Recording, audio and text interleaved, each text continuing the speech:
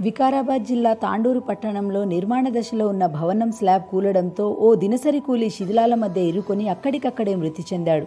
స్థానికులు, పోలీసులు తెలిపిన వివరాల ప్రకారం మున్సిపల్ కార్యాలయం సమీపంలో ఉన్న హసన్ నగర్లో 7 స్టోర్ స్టోన్ వ్యాపారి ఖుర్షీద్ హుసేన్ అనే వ్యక్తి 4 అంతస్తుల భవనాన్ని నిర్మిస్తున్నాడు. నేడు పనులు జరుగుతుండగా ఒక్కసారిగా స్లాబ్ కూలడంతో దినసరి కూలీ మోత్కూర్ వెంకటయ్య శిథిలాల మధ్య ఇరుక్కుని అక్కడికక్కడే మృతి చెందాడు. వెంటనే స్థానికులు పోలీసులకు సమాచారం అందించగా ఘటనా స్థలాన్ని చేరుకున్న పోలీసులు శవాన్ని జేసీబీ సాయంతో బయటికి తీశారు. పొట్ట కూలి కోసం కూలి పనులకు వెళ్లిన కుటుంబ పెద్ద మృతి చెందడంతో ఆ నిరుపేద కుటుంబంలో విషాద ఛాయలు అలుముకున్నాయి. మరోవైపు భవన నిర్మాణం కోసం మున్సిపల్ శాఖ నుండి ఎలాంటి అనుమతులు కూడా తీసుకోకుండా నిర్మాణం చేస్తున్నట్లు సమాచారం. ఈ మేరకు పోలీసులు కేసు నమోదు చేసుకుని భవన నిర్మాణ యజమాని ఖుర్షీద్ హుసేన్పై కేసు నమోదు చేసినట్లు పోలీసులు తెలిపారు.